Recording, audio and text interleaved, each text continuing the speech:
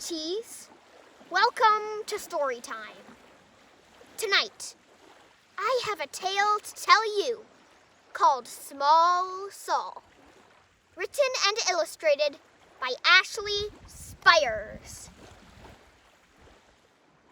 Small Saul loved the sea. He loved its vastness, its calmness, its blueness.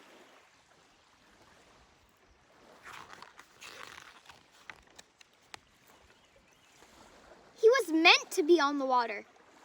Even as a child, he dreamed of a life at sea. When he was old enough, Small Saul tried to become a sailor. But the Navy wouldn't have him. Fortunately, pirates aren't so picky. So he enrolled in Pirate College. The rules are: Number 1, never brush your teeth. Number 2, take anything you want. Number 3, R is a valid response to all questions.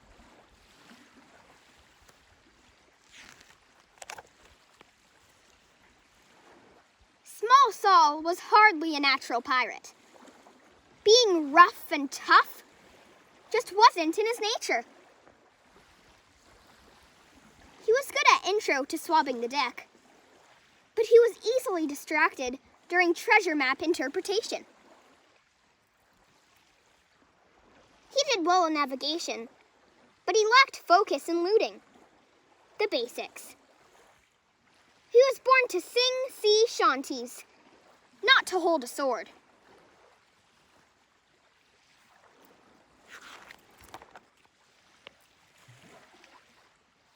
Despite these setbacks, he was determined to graduate. Finally, after months of hard work, Small Saul earned his pirate diploma. You are a pirate.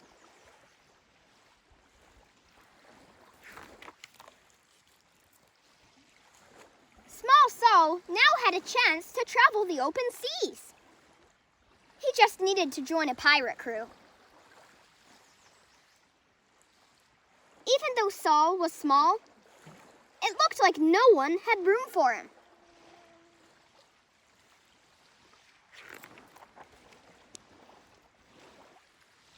Until a voice hollered from the only remaining ship at port. "Ahoy there! Climb aboard!" At last, Small Saul would be a real pirate.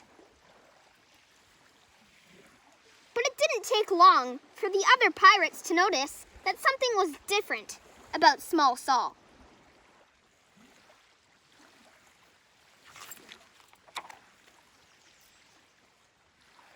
Arr! Even the captain began to wonder about his new crew member. Small Saul knew that if he wanted to remain at sea, he would have to prove his worth as a pirate. Pirate College had taught him that there are only 3 things pirates care about. Number 1, their ship. Number 2, being tough. Number 3, lots and lots of treasure.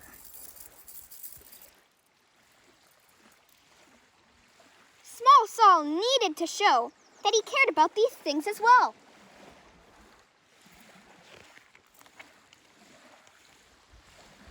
He began with the ship.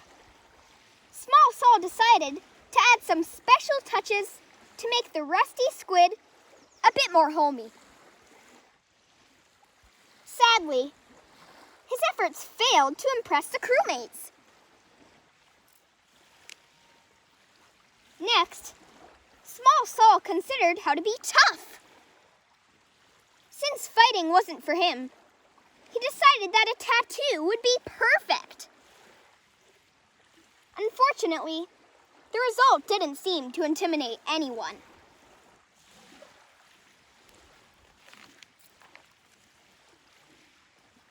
Redecorating the ship and demonstrating his fierceness hadn't worked.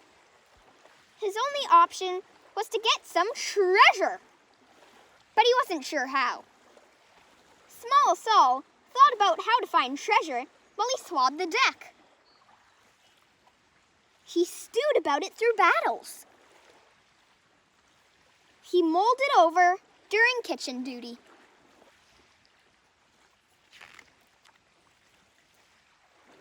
Small Saul was so engrossed in the thought of treasure that he didn't even notice when the captain pushed him overboard. The rusty squid sailed away and left Small Saul behind.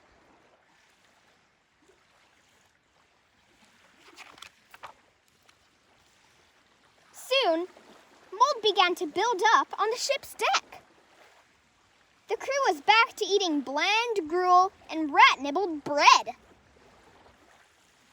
And the cabins once again smelled of feet. It was a pirate life as usual, and the crew members of the Rusty Squid should have been happy about it. But they weren't. Even the captain couldn't adjust to the old pirate ways.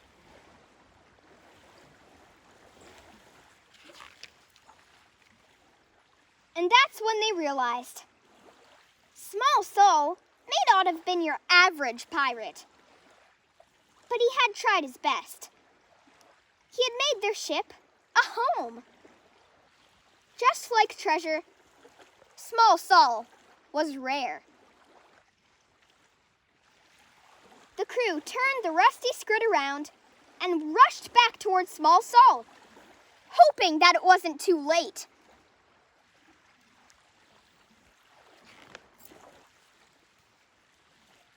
When the pirates apologized for throwing him overboard, Small Saul forgave them. They were pirates, after all. Throwing people overboard is just something they do.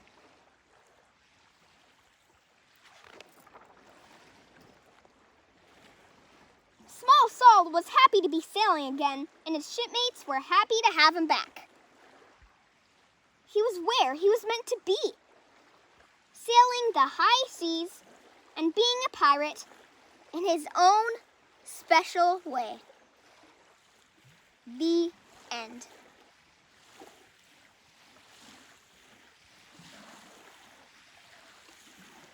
Polly the Pirate Parrot wanted me to tell you some pirate jokes. All right, Polly, ready?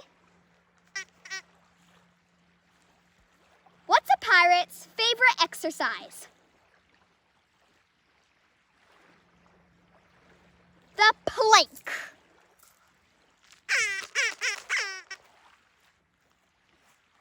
What's a pirate's favorite color? Gold. What's a pirate's favorite subject in school? Art.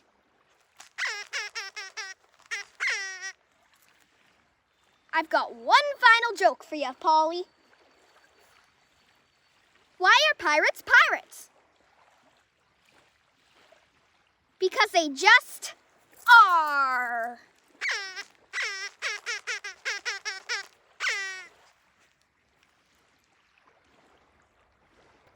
Well, I guess I have to say goodbye. I have to set sail on me pirate ship. Good night, mateys. Arr!